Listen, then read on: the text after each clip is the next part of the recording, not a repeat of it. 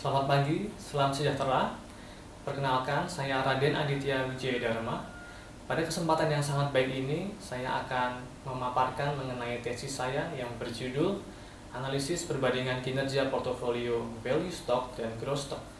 Sebelumnya saya ingin mengucapkan terima kasih kepada yang terhormat Bapak Iwayan Nukalantara selaku dosen pembimbing saya yang telah membimbing saya sampai sejauh ini.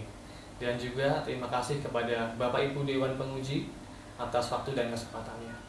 Penelitian ini dimulai dari satu kata, investasi. Investasi sering dikaitkan dengan pertumbuhan dan peningkatan kekayaan. Namun di balik itu semua harus ada yang dikorbankan, yaitu penundaan kesenangan. Hartono tahun 2019 mendefinisikan investasi sebagai penundaan konsumsi sekarang untuk dimasukkan ke aktiva produktif selama periode tertentu. Dengan melakukan investasi, maka utilitas total akan meningkat sehingga kesejahteraan investor juga akan meningkat. Dalam melakukan investasi, investor dihadapkan pada berbagai pilihan instrumen investasi. Tentunya investor harus mempertimbangkan aspek return dan risiko. Semakin tinggi return yang diharapkan, maka semakin tinggi pula risiko yang harus ditanggung. Salah satu instrumen investasi yang sering digunakan adalah saham. Saham dapat memberikan return lebih tinggi dari instrumen investasi lain seperti deposito dan obligasi, namun juga memiliki risiko yang lebih tinggi pula. Di Indonesia, saham diperdagangkan di pasar modal yang diberi nama Bursa Efek Indonesia. Berdasarkan data dari OJK, dapat dilihat bahwa selama kurun waktu 2015 sampai 2019, indeks harga saham gabungan meningkat sebesar 37,15%.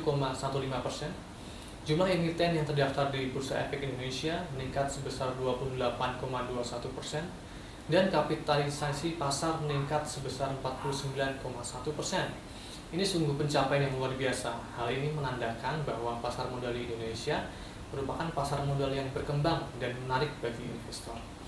Untuk dapat memperoleh imbal hasil yang lebih baik lagi di pasar modal Indonesia, maka investor perlu menggunakan strategi-strategi dalam berinvestasi. Salah satunya adalah strategi dalam pembentukan portofolio, di mana pembentukan portofolio bermanfaat untuk meminimalisasi risiko. Value stock dan growth stock merupakan dua strategi pembentukan portofolio yang sangat populer digunakan. Bahkan sudah dipertimbangkan sebagai dua strategi yang sangat penting. Value stock dan growth stock merupakan dua pendekatan yang sangat berbeda, di mana value stock berfokus pada saham-saham yang murah atau under value dan ditandai dengan nilai price per earning ratio dan price to book value yang rendah. Sedangkan growth stock berfokus pada saham-saham yang dinilai mempunyai prospek pertumbuhan yang tinggi di masa mendatang dan ditandai dengan nilai price per earning ratio dan price to book value yang tinggi.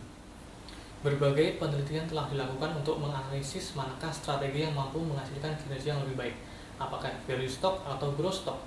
Beberapa di antaranya adalah Fama dan Friends tahun 1998, Liu dan Wang tahun 2010, serta Blasenko dan Fu tahun 2013, yang memberikan kesimpulan bahwa value stock menghasilkan return lebih besar dari growth stock. Sedangkan Gunadarma tahun 2013 justru memberikan hasil yang berbeda, yaitu portofolio growth stock memiliki kinerja yang lebih baik dari value stock. Secara umum, penelitian sebelumnya menyatakan bahwa kinerja portofolio value stock mampu mengungguli kinerja growth stock. Namun ada juga penelitian-penelitian yang memberikan hasil berbeda. Oleh karena itu, penelitian ini menarik untuk dilakukan, khususnya untuk melihat fenomena yang terjadi di Indonesia. Penelitian ini menganalisis perbandingan kinerja portofolio value stock dan growth stock dengan holding period 1 bulan, 3 bulan, 6 bulan, dan 12 bulan. Berdasarkan hal tersebut, maka pertanyaan yang akan dijawab dalam penelitian ini adalah apakah portofolio value stock memiliki kinerja yang lebih baik dari portofolio growth stock dengan holding period 1 bulan, 3 bulan, 6 bulan, dan 12 bulan? Tujuan dari penelitian ini adalah menguji apakah portofolio value stock memiliki kinerja yang lebih baik dari portofolio growth stock dengan holding period 1 bulan, 3 bulan, 6 bulan, dan 12 bulan. Penelitian ini diharapkan dapat memberikan manfaat, yaitu yang pertama, manfaat empiris, memberikan bukti dari pasar modal Indonesia mengenai pengaruh value stock dan growth stock terhadap return dan risiko portofolio, serta memberikan kontribusi pada dunia akademis sebagai bahan referensi untuk penelitian topik terkait di masa yang akan datang. Yang kedua, manfaat praktis bagi investor, Hasil penelitian ini dapat menjadi pertimbangan dalam mengambil keputusan saat pembentukan portofolio investasi optimal di pasar modal Indonesia. Tinjauan pustaka yang digunakan dalam penelitian ini yaitu saham, teori portofolio, strategi pembelian aktiva yang digolongkan menjadi strategi aktif dan strategi pasif, value investing dan growth investing, pengukuran kinerja portofolio dengan penyesuaian risiko, dan indeks harga saham. Di dalam penelitian ini terdapat 4 hipotesis yang dibedakan berdasarkan holding periodnya, yaitu hipotesis 1, portofolio value stock memiliki kinerja yang lebih baik dari portofolio growth stock untuk holding period 1 bulan. Hipotesis 2 untuk holding period 3 bulan, hipotesis 3 untuk holding period 6 bulan, dan hipotesis 4 untuk holding period 12 bulan. Penelitian ini menggunakan data harga penutupan mingguan saham-saham Kompas 100 tahun 2015 sampai 2019, serta IDX Value 30 dan IDX Growth 30 tahun 2019 yang didapatkan dari website Yahoo Finance. Data penutupan IHSG sebagai proksi harga pasar tahun 2015 sampai 2019 yang didapatkan dari website Yahoo Finance juga. Laporan keuangan perusahaan-perusahaan Kompas 100 tahun 2014 sampai 2018 serta IDX Value 30 dan IDX Growth 30 tahun 2018 yang didapatkan dari Thomson Reuters Econ yang dilanggan dan tersedia di Fakultas Ekonomika dan Bisnis Universitas Gadjah Mada. Lalu data yield surat utang negara dengan tenor 10 tahun sebagai indikator bebas risiko tahun 2015 sampai 2019 yang didapatkan dari website investing. Pembentukan portofolio value stock dilakukan dengan memilih 15, 10, dan 5 saham dengan price per earning ratio terendah dalam kelompok Kompas 100 dan IDX Value 30. Sedangkan pembentukan portofolio growth stock dilakukan dengan memilih 15, 10, dan 5 saham dengan price per earning ratio tertinggi dalam kelompok Kompas 100 dan IDX Growth 30 dengan batasan price per earning ratio tidak lebih dari 200. Price per earning ratio sendiri dihitung dari price dibagi dengan earnings per share. Untuk value stock dan growth stock dari kelompok Kompas 100 dilakukan pengamatan mulai Januari 2015 hingga Desember 2019 dengan holding period 1 bulan, 3 bulan, 6 bulan, dan 12 bulan. Untuk value stock dan growth stock dari IDX Value 30 dan IDX Growth 30 dilakukan pengamatan mulai Juli 2019 hingga Desember 2019 dengan holding period 1 bulan, 3 bulan, dan 6 bulan. Untuk mengukur kinerja portofolio digunakan 3 pengukur, yaitu pengukur Sharpe, pengukur Trainer, dan Jensen Alpha. Semakin tinggi nilai Sharpe, Trainer, dan Jensen Alpha, semakin baik pula kinerja portofolionya. Untuk nilai Jensen Alpha yang positif, berarti kinerja portofolio dapat mengungguli kinerja pasar. Untuk mempermudah memahami pembentukan portofolio value stock dan growth stock dapat dilihat pada skema berikut ini. Metode analisis data yang digunakan dalam penelitian ini adalah uji normalitas menggunakan Shapiro-Wilk, serta uji hipotesis menggunakan independent sample t-test jika data terdistribusi normal, dan Mann-Whitney jika data tidak terdistribusi normal. Kita sampai pada hasil dan pembahasan. Berikut adalah statistik deskriptif nilai price per earning ratio pada portofolio value stock dan growth stock Kompas 100. Berikut adalah hasil dan pembahasan untuk uji hipotesis. Untuk hipotesis 1 dengan formasi 15 saham, hasilnya tidak terdapat perbedaan yang signifikan antara rata-rata kinerja value stock dan growth stock untuk keseluruhan pengukuran dan periode pengamatan. Hal ini bermakna bahwa hipotesis 1 dengan formasi 15 saham ditolak untuk keseluruhan periode pengamatan. Hipotesis 1 dengan formasi 10 saham diterima untuk tahun 2018. Hipotesis 1 dengan formasi 5 saham ditolak untuk keseluruhan periode pengamatan. Hipotesis 2 dengan formasi 15 saham diterima untuk tahun 2015, 2017, 2018, dan 2019. Hipotesis 2 dengan formasi 10 saham diterima untuk tahun 2017 dan 2018. Hipotesis 2 dengan formasi 5 saham diterima untuk tahun 2015, 2016, dan 2018. Hipotesis 3 dengan formasi 15 saham diterima untuk tahun 2016. Hipotesis 3 dengan formasi 10 saham diterima untuk tahun 2017. Hipotesis 3 dengan formasi 5 saham ditolak untuk keseluruhan periode pengamatan. Hipotesis 4 dengan formasi 15 saham diterima untuk tahun 2017. Hipotesis 4 dengan formasi 10 saham diterima untuk tahun 2017.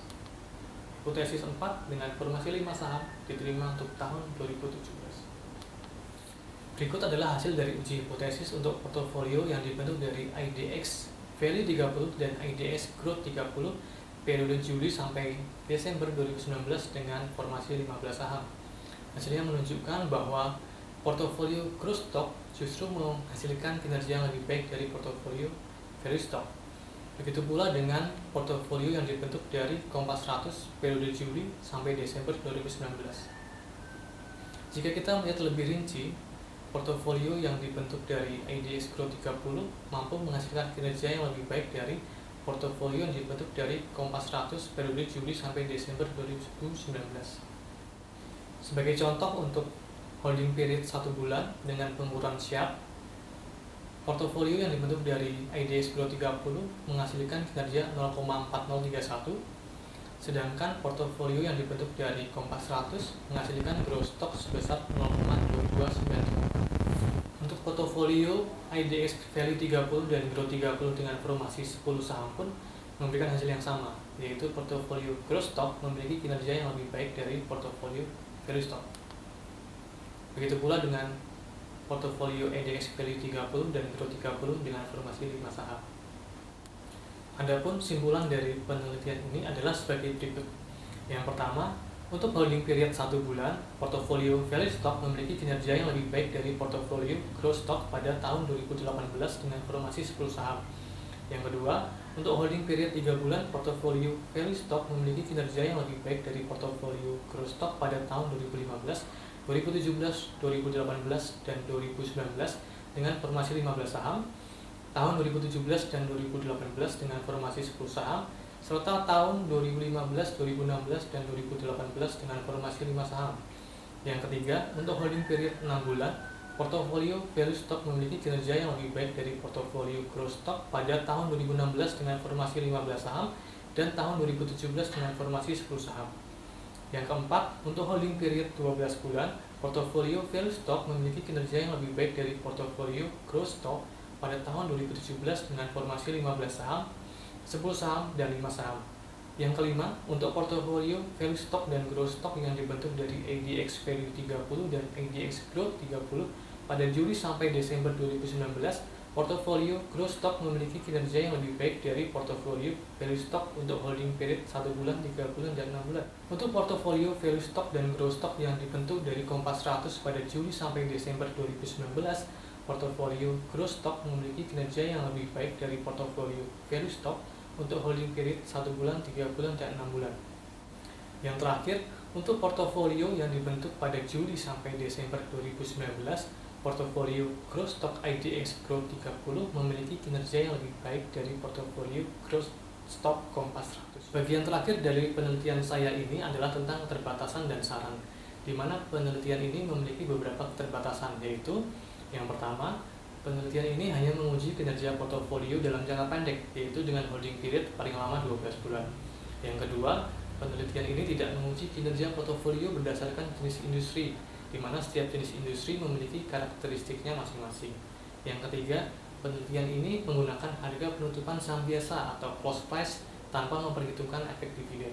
Saran yang dapat digunakan pada penelitian selanjutnya yaitu yang pertama, penelitian selanjutnya dapat menguji kinerja portofolio tidak hanya dalam jangka pendek tetapi juga dalam jangka menengah dan panjang. Yang kedua, penelitian selanjutnya dapat menguji kinerja portofolio berdasarkan jenis industri sehingga diperoleh hasil yang lebih spesifik untuk setiap jenis industri yang ada. Yang ketiga, penelitian selanjutnya dapat menggunakan harga penutupan saham sesuaian atau adjusted close price yang memperhitungkan efek dividen sehingga dapat terlihat perbedaan kinerja portofolio dengan atau tanpa memperhitungkan efek dividen. Demikian pemaparan tesis saya, kurang lebihnya saya mohon maaf, semoga dapat bermanfaat dan semoga kita selalu diberikan kesehatan. Terima kasih.